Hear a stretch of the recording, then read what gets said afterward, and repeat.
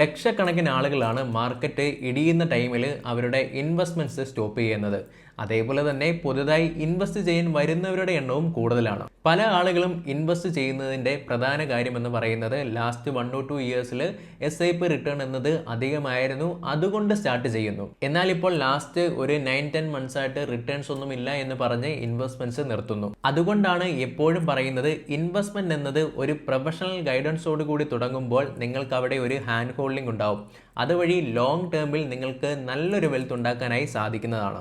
Because നമ്മൾ daily ഒരുപാട് ആളുകളുടെ പോർട്ട്ഫോളിയോ കാണുന്നതാണ്. അതേപോലെ തന്നെ പുതുതായി ഇൻവെസ്റ്റ് ചെയ്യണമെന്ന് പറയുന്ന ആളുകളുടെ മൈൻഡ് സെറ്റും അറിയുന്നതാണ്. എല്ലാവർക്കും എപ്പോഴും large cap, mid cap, small cap അല്ലെങ്കിൽ സെക്ടോറൽ അല്ലെങ്കിൽ തീമാറ്റിക് ഇതെല്ലാം നല്ലത് തന്നെയാണ്. എന്നാൽ പ്രോപ്പറായി ഒരു ഫിനാൻഷ്യൽ പ്ലാനിങ് നടത്തി ഓരോ വ്യക്തിക്കും വേണ്ടിയുള്ള ഫണ്ട് കൃത്യമായ രീതിയിൽ സെലക്ട് ചെയ്ത് കഴിയുമ്പോഴാണ് അവരുടെ ഓവറോൾ പോർട്ട്ഫോളിയോയിൽ പ്യുവർലി ഇക്വിറ്റിയുടെ അലോക്കേഷൻ എത്രമാത്രം വേണ്ടി വരും എന്നുള്ള കാര്യങ്ങൾ നമുക്ക് മനസ്സിലാക്കാനായി സാധിക്കുന്നത്. ചിലപ്പോൾ അവർക്ക് അത്രയധികം തന്നെ പ്യുവർ ഇക്വിറ്റിയുടെ ആവശ്യം ഇല്ലായിരിക്കും എന്നുള്ളതാണ്. ആൻഡ് ഇക്വിറ്റി മാത്രമല്ല, ഡെപ്റ്റും ഹൈബ്രിഡും ഇതെല്ലാം വെച്ചിട്ടുള്ളത് ഓരോ ഇൻവെസ്റ്റേഴ്സിനും വേണ്ടി തന്നെയാണ്. സോ ഇതെല്ലാം പ്രോപ്പറായി പ്ലാൻ ചെയ്ത് കഴിയുമ്പോഴാണ് ഒരു വ്യക്തിക്ക് എത്രമാത്രം ഡെപ്റ്റിൻ്റെ അലോക്കേഷൻ വേണം, ഹൈബ്രിഡിൻ്റെ അലോക്കേഷൻ വേണം, ഇക്വിറ്റിയുടെ അലോക്കേഷൻ വേണം എന്നുള്ള കാര്യങ്ങൾ നമുക്ക് മനസ്സിലാക്കാനായിട്ട് സാധിക്കുന്നത്. സോ ലോങ് ടൈമിൽ പ്രോപ്പറായി പ്ലാൻ ചെയ്ത് നല്ലൊരു വെൽത്ത് ഉണ്ടാക്കാൻ നിങ്ങൾ ആഗ്രഹിക്കുന്നുണ്ടെങ്കിൽ നമ്മുടെ പേജ് ഇപ്പോൾ തന്നെ ഫോളോ ചെയ്ത് ഈ ഒരു നമ്പറിലേക്ക് നിങ്ങൾക്ക് കോൺടാക്ട് ചെയ്യാവുന്നതാണ്.